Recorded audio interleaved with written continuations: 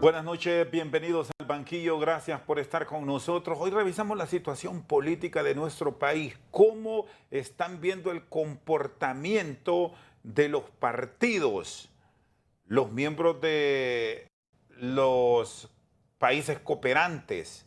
Deben presentarse cambios, es el momento ideal, este 2023 que estamos iniciando para plantear reformas profundas.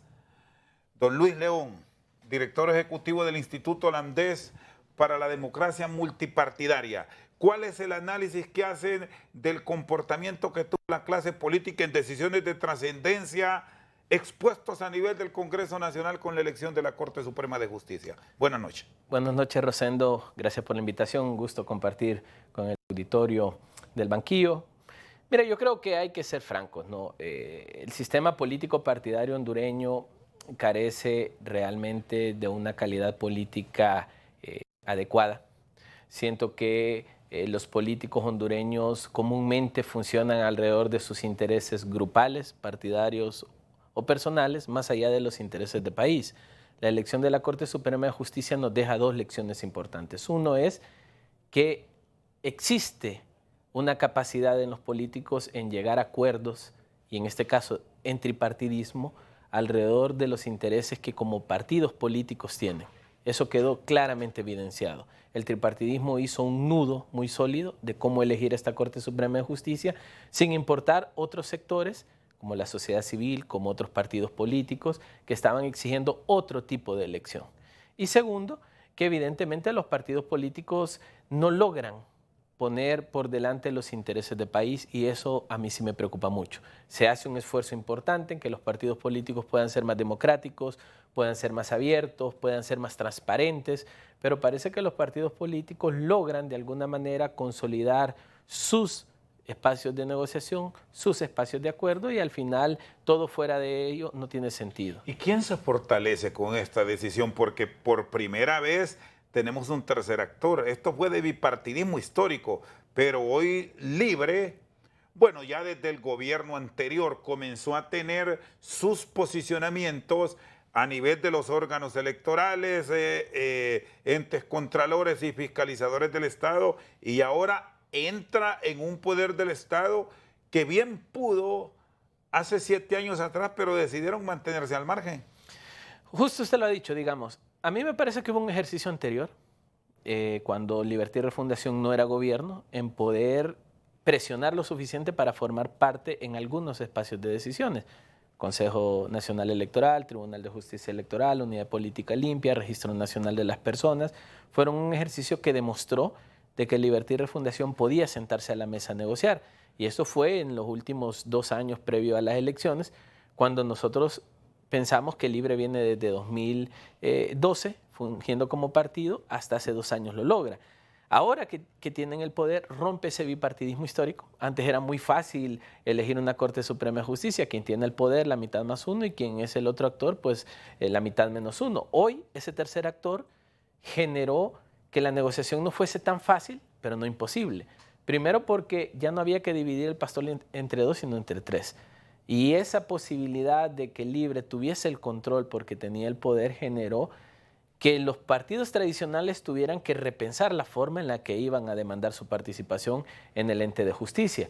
Ahora, lo que sí siento yo, Rosendo, es que pese a que es la primera vez que nos gobierna un partido que no es ni liberal ni nacional, logran llegar a acuerdos con esa llamada oposición, con esa oposición que incluso catalogan como corrupta o como vinculada al crimen organizado, pero que al final tiene una cuota de poder. Esta elección de 6-5-4 lo que demuestra claramente es que hay cierto nivel de igualdad en la negociación política, hay cierto nivel de capacidad de llegar a ese consenso conforme a los intereses de los tres, pero que no garantiza tampoco la sostenibilidad de nuestros acuerdos. ¿Y qué tipo de igualdad y qué tipo de capacidad se muestra con este acuerdo entonces de cara a lo que viene el futuro? Porque vendrán elecciones de segundo grado con menor posibilidad de colocación, hablando que en la Corte eran 15, pero a la Fiscalía son 2, quizás 3 los cargos de relevancia. y bueno, los demás entes sí, 3 y los suplentes. Es justo ahí, digamos. El pastel que se quería comer entre 3 era fácil dividirlo habiendo 15 porciones, ¿no? Pero, por ejemplo, la Fiscalía General, que tiene un fiscal general y un fiscal adjunto únicamente, si nos vamos bajo lo que la Constitución define y los parámetros reales, usted debería dividirlo entre 2. Entonces, si hay 4 queriendo comerse 2 pedazos de pastel, hay algo que hacer ahí.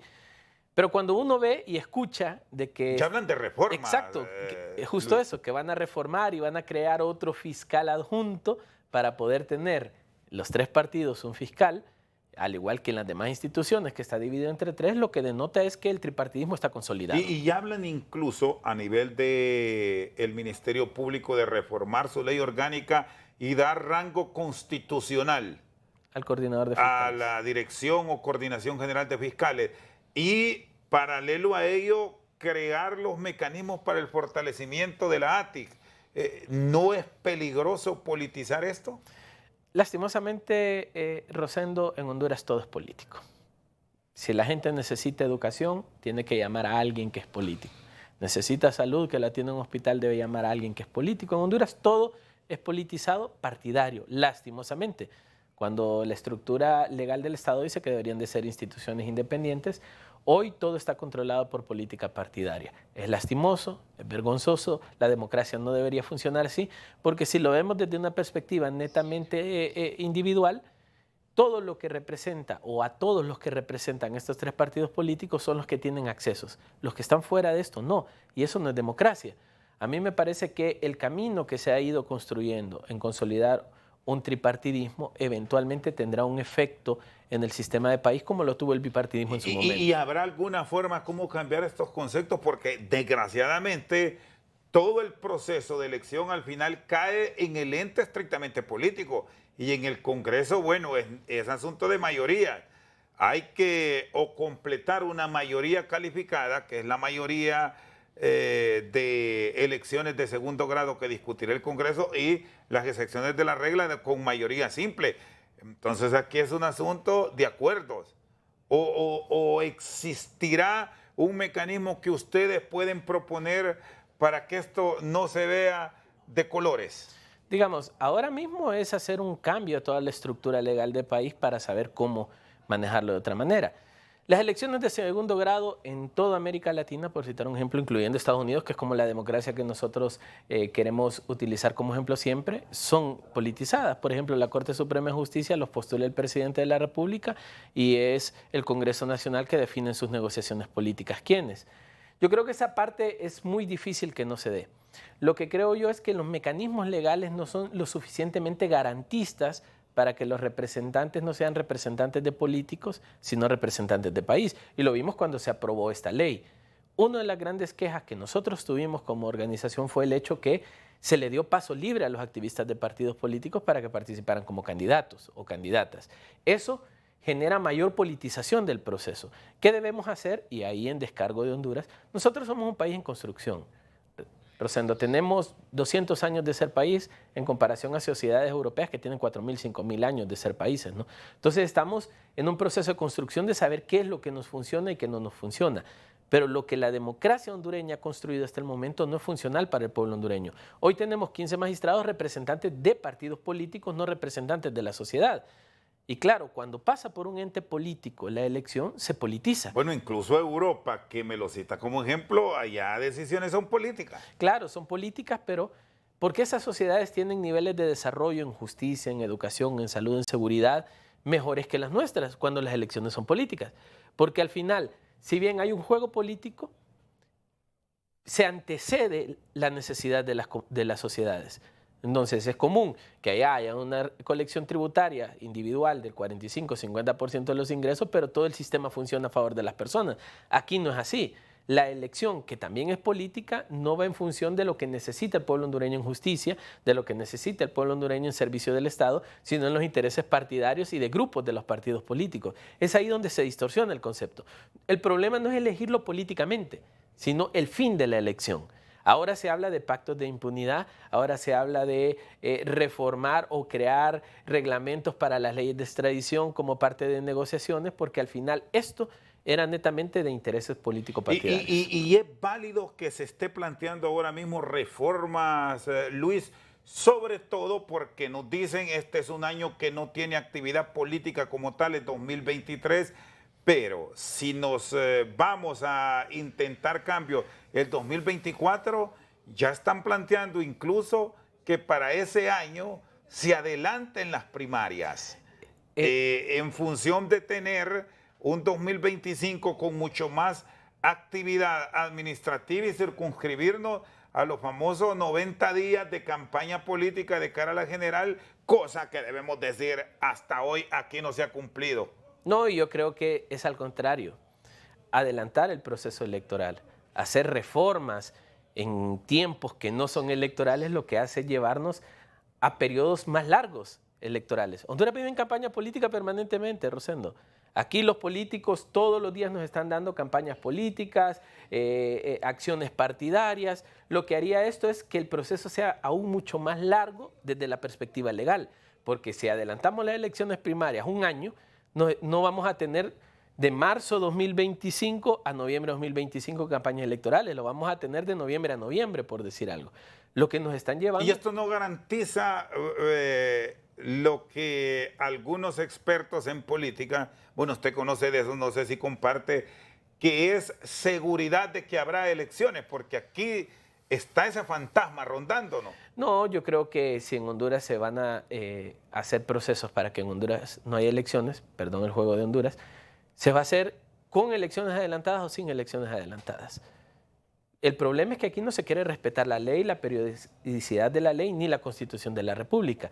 Para hacer eso hay que hacer una reforma constitucional, y para hacer una reforma constitucional necesita 86 votos, lo que significa que tuvo que haber un acuerdo político para adelantar las elecciones. ¿Y a quién le beneficia las elecciones adelantadas? ¿Al pueblo o a los partidos? El pueblo ahorita no está pensando en por quién va a votar, el pueblo está pensando en qué va a comer, a dónde van a estudiar sus hijos, a qué hospital los van a atender y si hay medicamento. Y el problema es que si nosotros adelantamos el proceso y el proceso del ciclo electoral es más grande, lo que estamos haciendo es desatendiendo las necesidades del pueblo hondureño por estar metidos en política. Luis León, director ejecutivo del Instituto Holandés para la Democracia Multipartidaria aquí en Albanquillo. Vamos a una pausa, ya regresamos. Porque los partidos políticos, Rosendo, tienen la visión de ganar elecciones y una vez ganada, volverla a ganar. Pero ningún partido político tiene una visión de llego al poder para hacer grandes cambios. Yo siempre digo, ¿qué está funcionando en Honduras? Casi nada.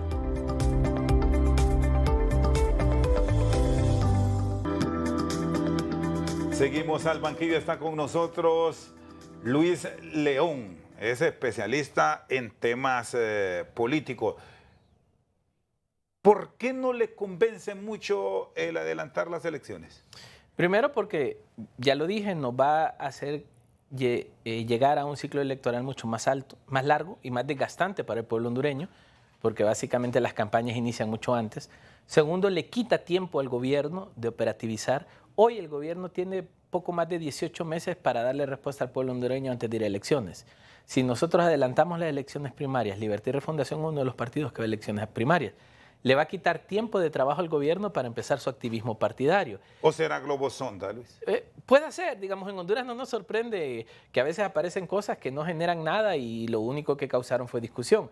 Pero tampoco me convence, Rosendo, en función que, digamos, lo que deberíamos estar hablando en este momento, ya salimos de la Corte, ya salimos de la Procuraduría General, mal electa o bien electa, cada quien dirá, es empezarle a dar respuesta al pueblo hondureño. Yo no veo a un Congreso Nacional de la República discutiendo a las 3 de la mañana una reforma en el sistema de salud, en el sistema de educación, cómo van a traer inversión a Honduras. Si bien hay cuestiones que son potestad única del Ejecutivo, el marco normativo es fundamental. Y yo no veo esa discusión de país. Estamos hablando de elecciones a 18 o 20 meses de las primarias para correrlas para que sea dentro de 12 meses. O sea, básicamente es mantenerlos en una discusión electoral de manera permanente, distrayendo al país, teniendo en cuenta que a la gente la política lo entretiene, ¿no? Y si no fuese así, no veríamos la división y sectarismo ideológico que tiene Honduras a nivel de país. Lo que sí siento yo es que no se está teniendo una discusión pro los cambios que Honduras necesita. El pueblo hondureño votó masivamente pensando que un tercer partido que nunca había estado en el poder iba a ser la opción. 12, 14 meses después, el pueblo hondureño sigue esperando los grandes cambios ofrecidos. Y si vamos a estar permanentemente en campañas políticas, los cambios nunca van a llegar. Porque los partidos políticos, Rosendo, tienen la visión de ganar elecciones y una vez ganada, volverla a ganar. Pero ningún partido político tiene una visión de llego al poder para hacer grandes cambios. Yo siempre digo, ¿qué está funcionando en Honduras? Casi nada institucionalmente. Y ahora se habla de intervenciones cuando se acaban de asumir las instituciones del Estado y deberíamos tener autoridades de secretarías o de direcciones haciendo buena gestión. Entonces lo que siento yo es que hablar de adelantar elecciones, mantenernos en un ciclo electoral largo y hacernos estar en campaña permanente, lo que va a hacer es distraernos de los problemas reales de Honduras. Por cierto, ¿a dónde vamos con estos procesos de intervención que me señala? Porque ya no solamente es una dependencia del Estado. Esto fue común en los últimos 2 periodos anteriores. Intervenir. Y ahora aquí estamos con una acción en servicio civil, con otra ahora en el 911 y ya pasaron procesos de transformación que se está volviendo a ellos. El caso de las escuelas normales, que se descartaron, pero ahora quieren volver con la modalidad bilingüe. Es decir, nos estamos quedando sin dar ese paso al frente que nos catapulte al éxito. Digamos, las intervenciones en el gobierno anterior era del día a día. Creo que fueron más de 10 instituciones intervenidas en el gobierno anterior. Y dispara gastos, debemos claro, decir. Ese es uno de los efectos, pero digamos, se intervinieron seguridad, se intervino salud, se intervino educación, el tema que tenía que ver con las alianzas públicas-privadas, etcétera, Seguro social, bueno, la misma policía fue intervenida. ¿Qué intervención dio resultado? Ni una. Ninguna interventora funcionó. Y generaron gastos excesivos porque los ministros y directores siguen fungiendo. Los viceministros y subdirectores siguen fungiendo. Se ponen interventores que ganan salarios onerosos y que no generan respuesta. Y está bien cuando usted tiene 12 años de gobierno y ve que no funciona como lo decía el Partido Nacional. La excusa tal vez era aceptable. Hace un año, todas las autoridades de las instituciones del Estado salieron y entraron nuevas. Han tenido 12 meses para hacer los cambios institucionales. Y si después de 12 meses deciden intervenir, están diciendo que las personas que ponen no son capaces. Entonces aquí el problema no es intervenir la institución, es definir que la persona que usted está poniendo tiene la capacidad de administrar esa institución para que no pase lo que pasó 12 años atrás. Y cuando el administrador general refiere a que estos procesos son esenciales y oportunos montarlos en virtud de que las estructuras de mandos intermedios son las del pasado y por eso hay que ir a fondo para cambiarlo, ¿es válido esto? ¿Qué visión tiene usted? El problema que tenemos es la carencia de un servicio civil en Honduras y un servicio de carrera pública. En Honduras los cargos altos, medios y bajos y más bajos están colocados por compadrazgo político y no por capacidad profesional o por meritocracia. Entonces, ese es uno de los grandes problemas. Es muy difícil que una institución del Estado dé respuesta cuando los cargos están puestos partidaria, política o ideológicamente y no por capacidad.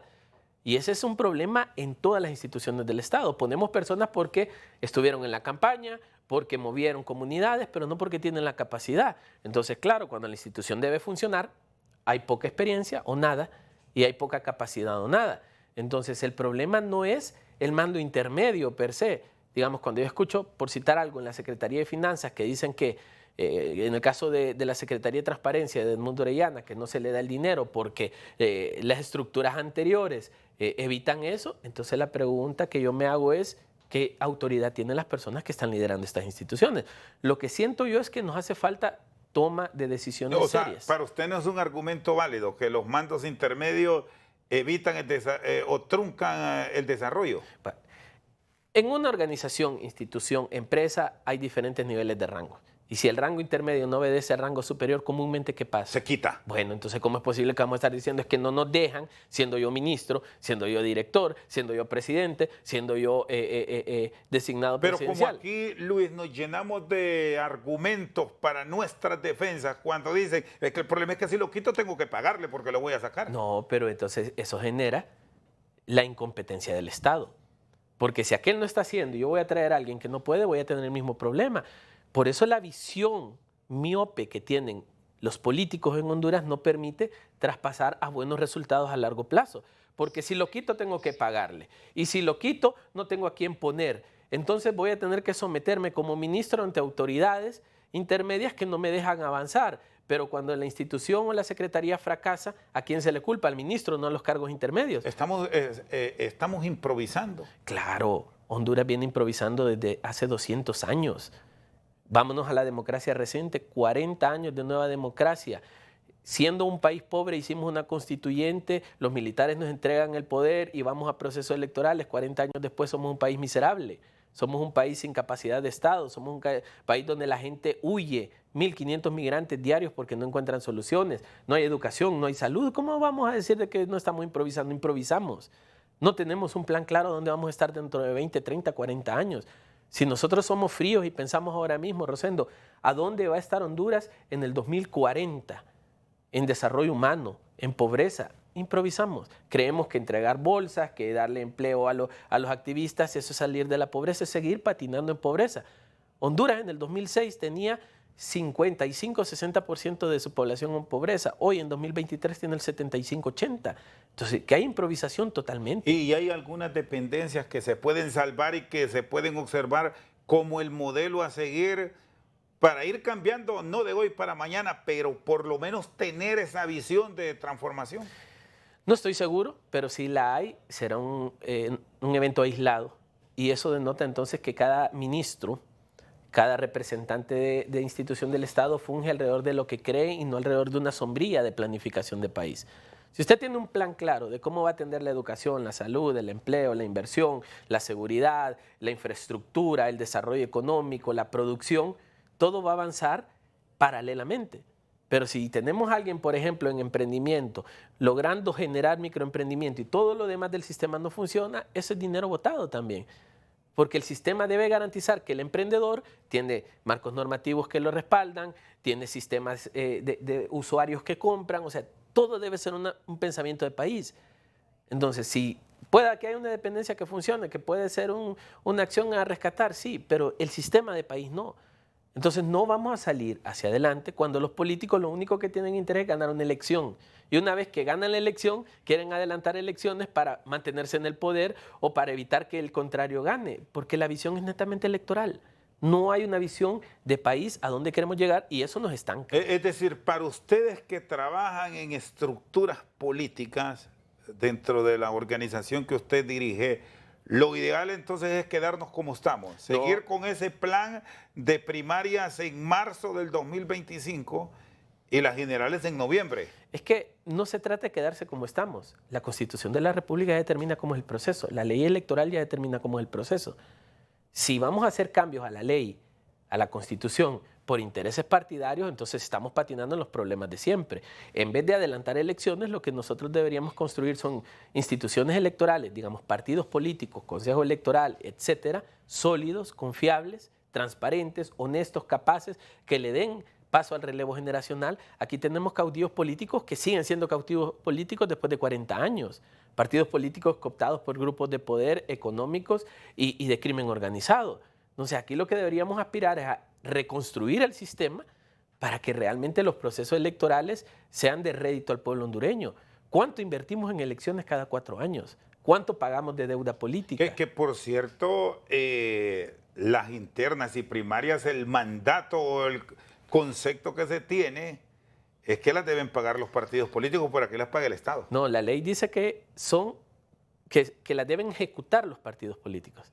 Pero quien la administra es el Consejo Nacional Electoral. No, pero la plata me refería. La plata sale de nosotros. Del Estado, del pueblo. De nosotros. Cuando deberían ser los partidos como organización legalmente constituida los que paguen. Porque es interno y por eso se les da una deuda política. Se hizo esa reforma en los primeros 10 años de 2010 para que los partidos políticos no recibieran dinero de grupos económicos, de grupos sectarios, de crimen organizado, sino que el Estado garantizara de que los fondos que administraba eran fondos honestos. Pero la deuda política no funciona La deuda política no se fiscaliza, la deuda política no se ejecuta dentro de los partidos, sino se la distribuyen los dueños de los mismos. Y aparte debemos pagar sus procesos electorales, que dicho sea de paso no son transparentes. Se habla de fraude permanentemente en las elecciones internas y primarias, aún estando el Consejo Electoral y el financiamiento del país. Entonces, insisto, no es un tema de lo que debería hacerse, ya la ley define, es cómo se maneja, y los políticos, los partidos políticos y los grupos de poder lo hacen en función de sus intereses y no los de país. Luis Daniel León con nosotros esta noche al banquillo. Una pausa y ya regresamos. En un país con un nivel educativo tan bajo como el nuestro, todo el mundo es manipulable. Así que ciudadanizar las mesas tampoco es la panacea de la gran transparencia electoral.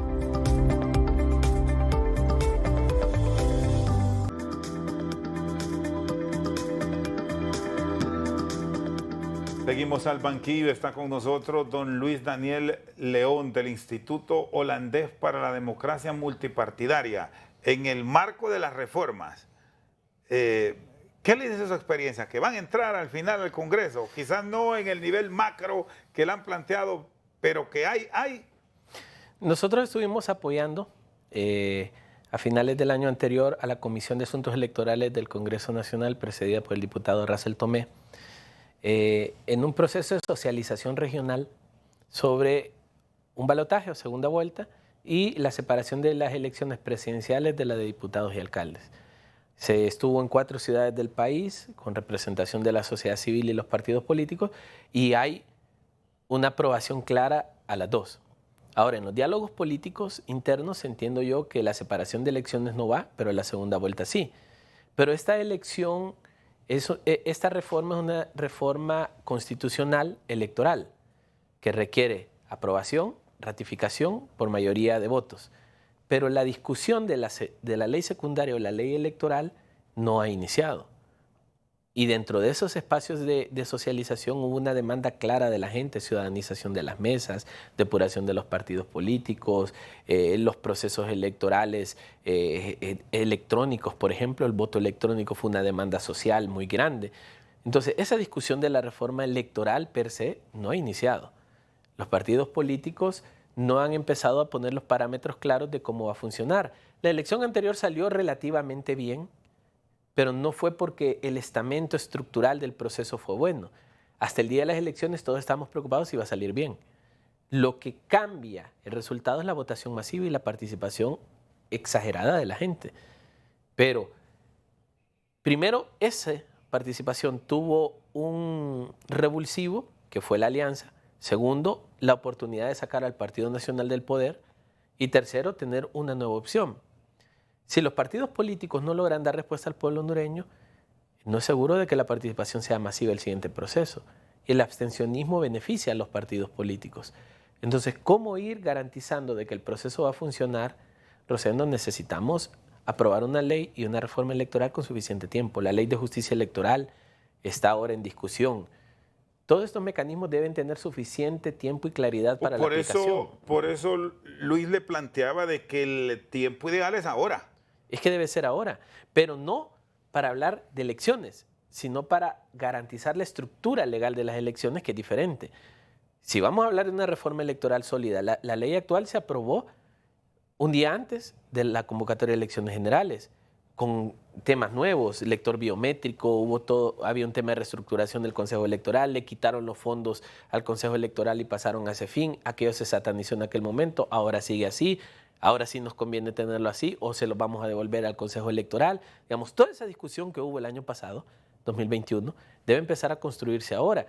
Y no se trata de hablar de política, se trata de hablar de reformas electorales, que eso es diferente a política. Bueno, me dice que el balotaje o la segunda vuelta en esto sí tienen una claridad ya. Por lo menos hay puntos de coincidencia en la misma. Libertad y Refundación está de acuerdo con el balotaje. El Partido Liberal está de acuerdo con el balotaje. De hecho, la promoción de la segunda vuelta inicialmente salió del Partido Liberal. Fue el diputado Yuri Sabes quien presentó la moción en 2021 o 2020. El Partido Nacional no está seguro porque el Partido Nacional ha planteado que ahora las decisiones las toman en convención, y mientras no haya convención no van a saber si los nacionalistas están de acuerdo en una segunda vuelta o no, y ese ha sido su discurso incluso en los espacios donde nosotros hemos facilitado la discusión de las reformas electorales. Que ellos tienen la ventaja de sumar la mayoría calificada con sus votos en la Cámara. Exactamente. O sea, pueden ser los que condicionen el sí o el no. Exactamente, y los nacionalistas son los que han dicho en este momento, nosotros no podemos decir sí a la segunda vuelta hasta que las bases de los partidos nos lo aprueben o no, porque el Partido Nacional asegura que ahora ya no toma las decisiones en la cúpula, sino con las estructuras. Y aquí hay un elemento clave, que el partido que tenga la mayoría, en base a los números que ellos lo sabrán, es el que tiene la ventaja, no ocupa una segunda vuelta, que se gana con +1. Pero es que ese ha sido el problema. La elección 2021 se ganó con la mitad +1. Fue una elección democráticamente correcta, pero en Honduras los gobiernos se han elegido con el 30-32% de los votos. Eso no es democrático. La democracia sugiere que la mitad +1 deben escoger a los gobiernos. En Honduras se ha escogido por las minorías. Entonces, ¿cuál era la gran discusión cuando Juan Orlando? Garantiza en un país como el nuestro, que no está con la costumbre de los balotajes, de tener prácticamente 3 elecciones, con la economía que tenemos y con las experiencias que nos hemos llevado del pasado, que sería exitoso un proyecto de estos, Luis. Yo creo que eso es parte de lo que hay que analizar. Decía hace unos segmentos, Honduras es un país en construcción. No sabemos todavía qué estamos haciendo y a dónde vamos. Creo que eso es parte de la construcción que debemos hacer. La democracia comúnmente es cara, Rosendo. Los procesos democráticos son caros, pero deben dar como resultado desarrollo de país. En Honduras invertimos mucho y el país estanca. Entonces, lo que debemos garantizar nosotros es que si se va a hacer una segunda vuelta, vamos a tener primera vuelta, vamos a tener internas, el gasto como país que hagamos sea inferior al rédito de esto. ¿Cuánto gastamos en deuda política en 2021? En partidos políticos. ¿Cuánto han traído los partidos políticos de desarrollo al país en rédito de esa deuda política? ¿Se debe plantear eliminar esa deuda política o siente que los mismos parlamentarios van a decir que no, porque al final se lucran de todos los partidos? Claro, y de hecho la deuda política después se convirtió en un gran negocio. Y se abrían cualquier cantidad de partidos políticos solo para recibir 9, 10 millones de lempiras por deuda política que le garantizaba vivir 4 años a los dueños de los partidos felices, ¿no? Entonces yo creo que... Medio se reguló esto un poco. Lo que se hizo fue que los partidos que no cumplieran ciertos requisitos se cierran, pero recibían parte de la deuda política a través de un 10% de capacitaciones. Entonces, digamos, siempre han encontrado salidas para tener acceso a recursos del Estado. Lo que siento yo es que esto no ha generado al país, digamos, las grandes propuestas y cambios que se necesita de un partido político, teniendo en cuenta que el manual básico dice que el partido político sirve para gobernar en beneficio de todos o para incidir en caso de que no gobierne. Y separar las elecciones, que me dice que aquí si no tienen puntos claros los partidos políticos, ¿cómo lo observan? Porque vista de esa manera, separar las elecciones implica que de los que actualmente están, algunos se tendrían que quedar. Sí, digamos, habría que ver los tiempos, porque se habló en algún momento en las discusiones de mesa si el periodo de los diputados pasaba a 6 años o el del presidente a 6 años, o si el Congreso debía traslaparse gobiernos, entonces que no fueran las elecciones juntas. Digamos, Honduras es un país presidencialista, la gente va a votar por el presidente y por ende ahí salen los alcaldes y salen los diputados. Usted separa al presidente, va a haber menos gente votando por diputados. Entonces, por eso comúnmente el candidato presidencial siempre dice, y voten por mis diputados, y voten en plancha por mis diputados, porque yo no voy a poder gobernar si no tengo mayoría en el Congreso. Si usted separa eso, en el concepto simple nos haría pensar que tal vez pudiéramos tener congresos más plurales, ¿no? Pero la posibilidad de que haya una participación masiva solo para escoger diputados realmente es muy baja. El diputado necesita ir amarrado a un candidato presidencial. Por eso a los políticos esto no les suena. Por eso hablar de separar elecciones y ir solo a elecciones presidenciales no suena. Pero si usted ve el ejercicio 2021, a nivel presidencial todo salió casi perfecto. Pero a nivel de diputados fue el gran desastre en el mismo proceso electoral, con la misma gente que fue a votar, con los mismos miembros de junta receptora, con el mismo lector biométrico, con el mismo sistema de transmisión. ¿Por qué? Porque en Honduras nos preocupa lo presidencial. Mire cuántas impugnaciones hubieron a las actas de diputados. 40-45% de las actas fueron Que impugnadas. por cierto nunca se resolvieron. Y no se resolvieron. Incluso hay diputados que están ahí legislando con serios cuestionamientos. 2 alcaldías que siguen sin alcalde, acéfalas, porque no se ha resuelto. Entonces, ¿por qué el nivel de la presidencia no sale tan bien y por qué el nivel de diputados no sale tan mal en la misma esas elección? reformas, Luis, sí se deben plantear porque, vaya, yo le planteaba lo de los diputados, usted me agrega el tema de las alcaldías. Es inaudito que ya pasaron más de 13 meses de este gobierno y hay lugares donde no tenemos alcalde. Es justo eso. ¿Quién despacha? ¿Quién legaliza? ¿A quién se va a responsabilizar a futuro por una acción de alguien que firmó y selló y no es el alcalde? Y es justo eso, porque al final lo que nos interesa es quién es el presidente de la República, no quiénes son los diputados y alcaldes. Por eso al final los diputados, un gran porcentaje, porque esto se han hecho estudios sobre esto, un gran porcentaje no son electos por el votante, son negociados políticamente. Bueno, el propio Nasralla, no sé si ustedes han validado en sus procesos de investigación su denuncia. Dice que se manipuló sí. Y se quitaron y pusieron diputados de acuerdo al movimiento de votos, pero es que de marcas. Mire cómo funciona. El día de las elecciones, cuando empieza la apertura de urnas para contar, lo primero es el presidente. Cuando ya se sabe quién va ganando en las tendencias, la gente se va. En las juntas quedan después contando diputados a las 3, 4 de la mañana cuando no hay observadores, cuando no hay gente, cuando no hay nada. Entonces esas actas van todas manchadas. Todas manipuladas, todas negociadas, vamos a quitar a este, vamos a poner a otro. Por eso, la idea de separarlo puede ser útil en materia de transparencia, pero en materia de participación en el voto puede ser riesgoso porque la gente no se va a mover para ir a votar por diputados, sabiendo que el diputado no puede dar respuesta. Por eso, para los políticos separarlo no es útil y es algo que no va a pasar. Y cuando se plantea el voto electrónico, que aquí sigue siendo un sueño, se habla de algunos ensayos, nos dicen que están listos, pero al final no lo ponen en práctica.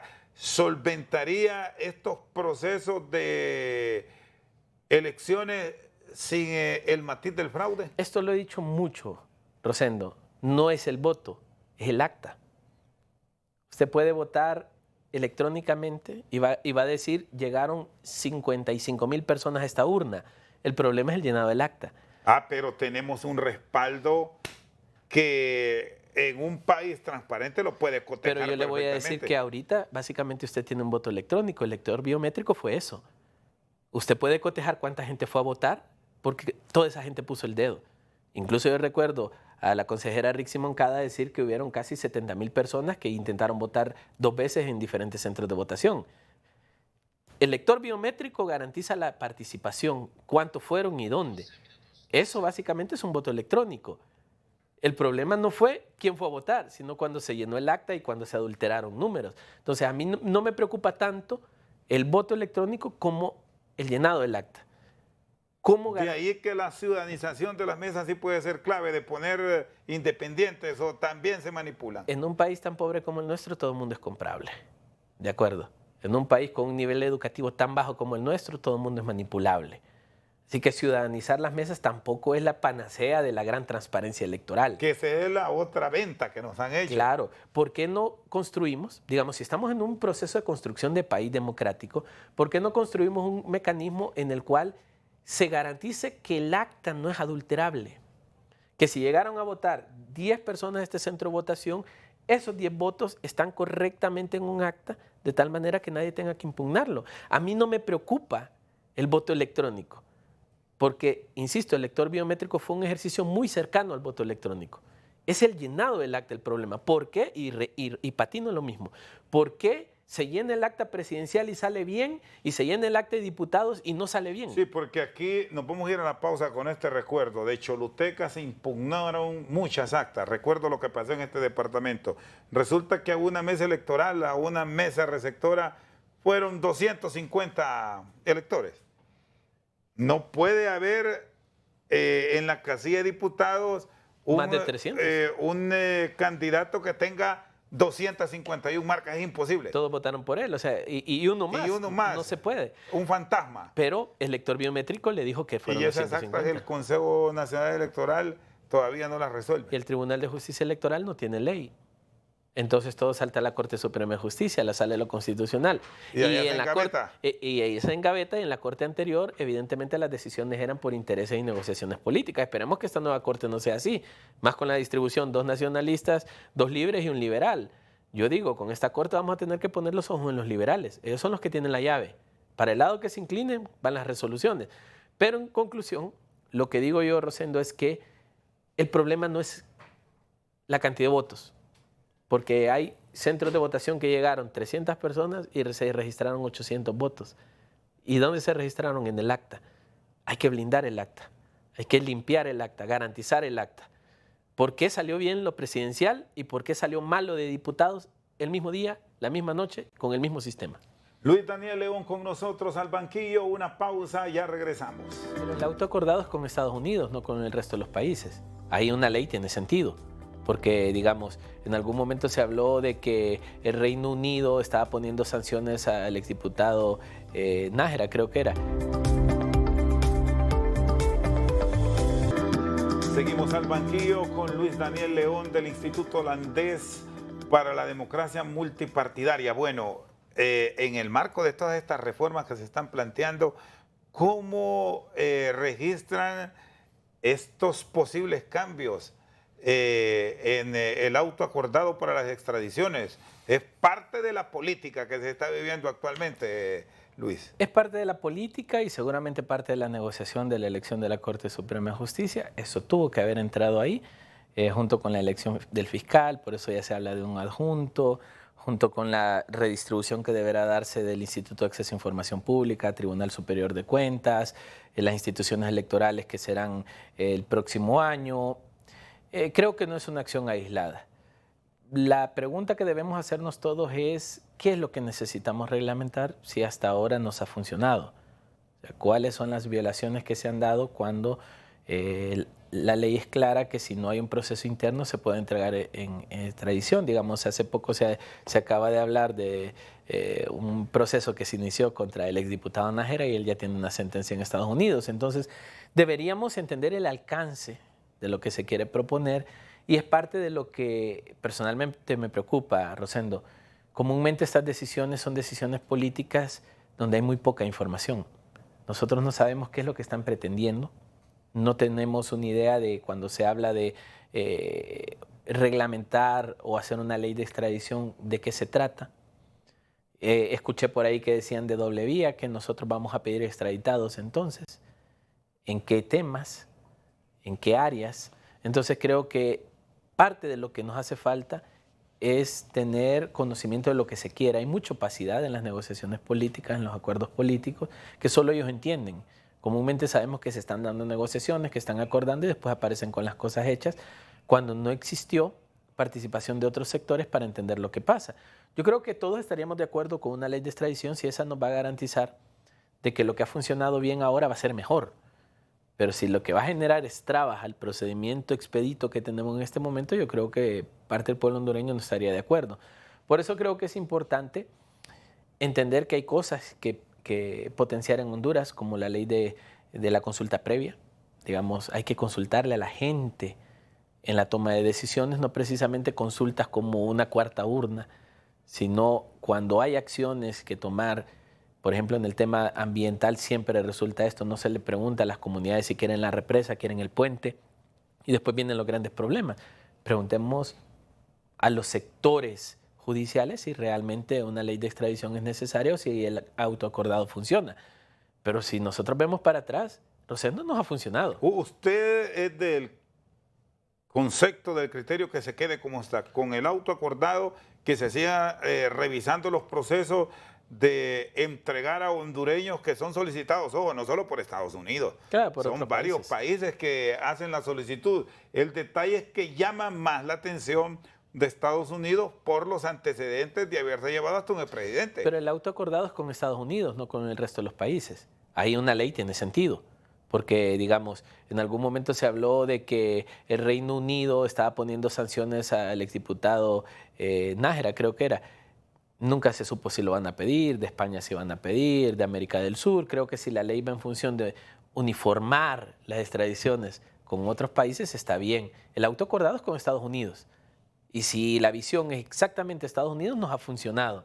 No sé qué es lo que hay que trastocar. Solo había un reclamo que en su momento se planteó por la defensa de Axel López en el caso Ajá. de los hospitales móviles, que se llegó a la conclusión que por más petición que se hiciera de parte del gobierno hondureño para que se entregara este ciudadano de los Estados Unidos a la justicia hondureña, No pues hubo respuesta. prácticamente se dio por descartado y nunca vendrá. Exacto, justo eso es lo que queremos saber. ¿De qué se trata? ¿Cuál es la doble vía de la que hablan? Y sobre todo, ¿cuál es el rédito que va a tener Honduras en tener una ley doble vía? Porque, digamos, el tema de Axel López es un buen ejemplo para decir, mire, nosotros entregamos, pero ellos no. y ellos no nos traen. Pero hay que ver si el auto también era de doble vía o solo era para acá. Entonces creo que ese análisis jurídico hay que hacerlo, pero el pueblo hondureño debe entenderlo. El problema es que los políticos lo manipulan en función de lo que ellos entienden y no lo que el pueblo entiende. Entonces usted va a escuchar un gran sector que dice, no, lo que quieren es protegerse a los políticos Si con percibe esto. que hay algún gato encerrado, como popularmente claro. se dice en este tema de las extradiciones, partiendo de que, bueno, lo que el común dice, los que se han entregado en los últimos días son gatos. Entonces hay gente que cree, hay analistas que creen que lo que están haciendo es protegiéndose algunos peces grandes con esto, que pudo haber sido parte de la negociación política. Otros pueden decir, no, es que es necesaria una ley de extradición. Pero en ese sentido, entre mayor información tengamos y sepamos realmente las intenciones de estos procesos, mayor claridad tenemos como país. Porque ese es otro tema importante. La extradición comúnmente se vincula con el crimen organizado narcotráfico. Pero de repente, si un hondureño aquí cometió un homicidio contra un norteamericano, también lo van a pedir extradición para juzgarlo allá. Entonces, lo que quiero dar... Perdón Luis, que ese es también otro de los reclamos de nuestra justicia, que en algunos casos hay estadounidenses que han matado a sangre fría a hondureñas y hondureños en los Estados Unidos y ya están tranquilos. Exacto, entonces justo eso. Hay que entender el alcance de lo que se quiere hacer y cuáles son los réditos para Honduras. Yo no estoy en contra de que haya una ley, pero el auto ha funcionado en el marco de lo que se ha utilizado. Si Honduras tiene, o el país, o las autoridades están teniendo una visión más amplia de lo que quieren hacer en extradición, entonces que pongan claro lo que se quiere hacer. ¿Y se puede seguir con este proceso de continuar con el auto acordado, entre tanto se discute la ley como tal, sin suspender los procesos a nivel del Poder Judicial hasta el momento, si es que así lo deciden los legisladores, de tener una ley para extradiciones? Mientras no haya una ley aprobada, ratificada y publicada, lo que está en funciones y no hay una excusa jurídica para no utilizarlo. O sea que si hay extradiciones solicitadas en este momento, deben aplicarse con el auto acordado hasta que haya una segunda ley. O sea, no se pueden paralizar los procesos esperando que. Pero aparentemente eso es lo que buscan. Y eso es lo que genera preocupación. ¿Qué están haciendo? ¿Por qué lo están haciendo? Esas dudas creo que los políticos comúnmente las siembran en todas las decisiones que toman y es ahí donde el pueblo hondureño siempre piensa que los políticos están pensando más a su favor que el bienestar del país. Me dice que ustedes como institución también son pro consulta, que claro. Sí están de acuerdo en que se le consulte al pueblo, pero definir, tener claro los escenarios a los que se va. No inventar sobre la marcha. Claro, yo lo he dicho mucho. ¿Qué, por ejemplo, se le puede consultar este año o quizás el otro, el pueblo hondureño? Es que, digamos, puede haber una lucha de cosas ahí, ¿no? Primero, ¿qué le podemos preguntar al pueblo hondureño? Si quiere educación, si quiere un sistema de salud que funcione, si quiere un sistema de empleo que genere inversión y empleo. Yo creo que la respuesta... ahorrémonos el gasto porque ya sabemos lo que se ocupa. Y de los temas que generan polémica, controversias. La Constitución de la República es reformable todo excepto sus artículos pétreos. Si le queremos preguntar a la gente qué reformas constitucionales quieren, se puede. Pero yo creo que si hay conflictos en la norma constitucional, la misma Constitución define 86 votos, pongámonos de acuerdo y hagamos la reforma. La consulta comúnmente se quiere utilizar para artículos que no se pueden reformar sin aprobación del pueblo hondureño, y es ahí donde la gente habla, la cuarta urna, la Asamblea Nacional Constituyente, etc. Yo soy de las sedes, por ejemplo, que generó tanto problema a sabiendas que aspectos de territorialidad es con mayoría absoluta. Son 96 votos, ni siquiera es mayoría calificada. Pero realmente hay que preguntarle al pueblo hondureño si quiere las sedes. ¿O realmente sabemos, aplicando la norma constitucional, que las sedes violan la soberanía de los estados? O sea, creo que hay cosas que son innecesarias. Y cuando se habla de esto, comúnmente llega o termina o concluye en la discusión de la Asamblea Nacional Constituyente. Yo en esto he sido claro. Nosotros como hondureños no debemos tenerle miedo a una constituyente, siempre y cuando ésta sea informada, incluyente, o sea, una constituyente para 9 millones de hondureños, no para 1.7 que votaron por el Partido Libre, y participativa. Si todos estamos de acuerdo, sectores económicos, empresariales, sociales, iglesias, todos los que conforman el Estado, estamos de acuerdo que necesitamos una constituyente, hagámosla, pero que no sea arbitraria. Y es ahí a donde hay que tener los cuidados de qué se quiere hacer. Y es justo lo que he estado diciendo. No hay claridad por parte de los políticos qué es lo que andan buscando. Por cierto, el tema de las sedes está para ratificación constitucional en este año. Si no lo hacen. No se ha hablado de ese tema. Si no lo hacen, no hay derogación. Hasta enero 20 del otro año. Y si no lo hacen, no hay derogación. Siguen vigentes. Y Honduras ya tiene una demanda por eso. Y no se ha atendido la demanda. No se sostuvieron las reuniones con Próspera. O sea, hay complejidad en las decisiones políticas que a veces no se consideran y los efectos después vienen a pegar de frente y directo. Luis, le agradezco, muy amable. Un gusto, Rosendo, gracias. Luis Daniel León, director ejecutivo del Instituto Holandés para la Democracia Multipartidaria, con nosotros al banquillo. Por su sintonía, muchas gracias.